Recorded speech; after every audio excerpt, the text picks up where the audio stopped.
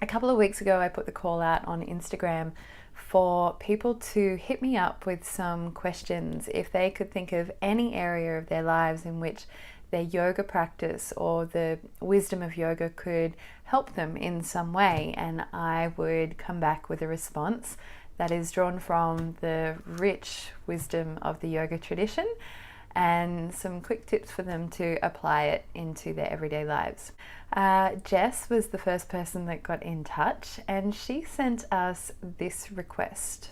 For me, I struggle with saying no, especially with family since having my daughter. It leaves me feeling guilty and responsible for making sure everyone gets their baby time. I want to feel confident that the decisions I make are fair rather than second guessing myself all the time.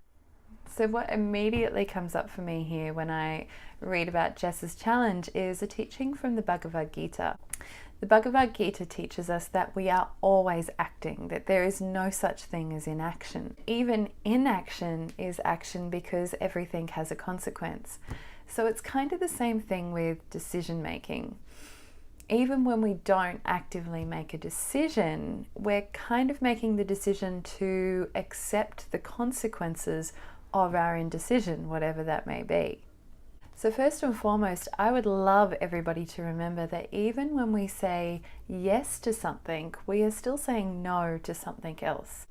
So not making a decision or saying yes to something when you really feel like saying no is because in all likelihood, that yes probably means that you're saying no to something you really want to say yes to. So when someone asks you to go over their house so they can spend time with the baby and you struggle to say no, I want you to ask yourself, if I say yes to this, what am I saying no to? That might be some downtime at home. Maybe it means some quality time with your partner. Whenever you get a sense of indecision, get really clear about what am I saying yes to and what am I saying no to. The other part of this is it sounds to me like you're feeling quite little self-conscious when you're making your decisions. What we want to do is shift you into feeling big self-conscious.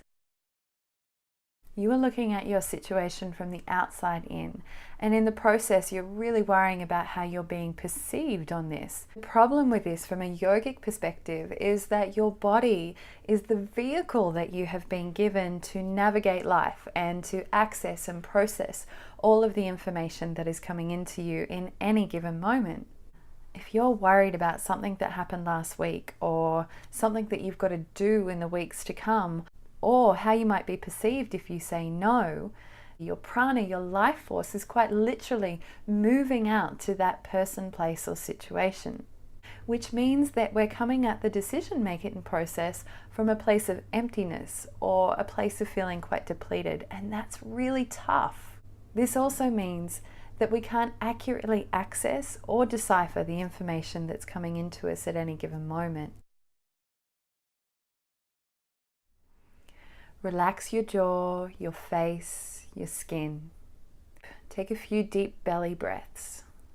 Bring your awareness down into the space of your heart.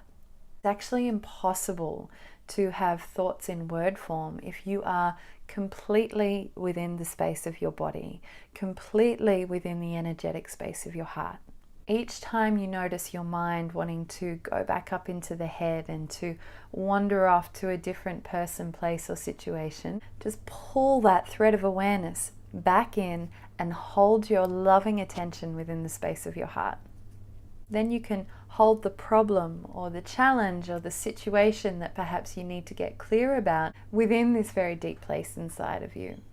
You can access and feel into all of the information from a place of fullness in the vehicle that was designed for us to do this.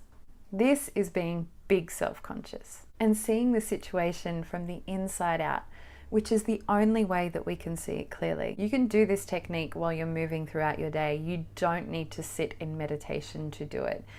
I am sure that with practice and dedication to this technique, right throughout your day, that you will start to feel clearer about what it is you need and what it is that your daughter needs, and more confident in saying no so that you can say yes to the things that are really important to you at that time.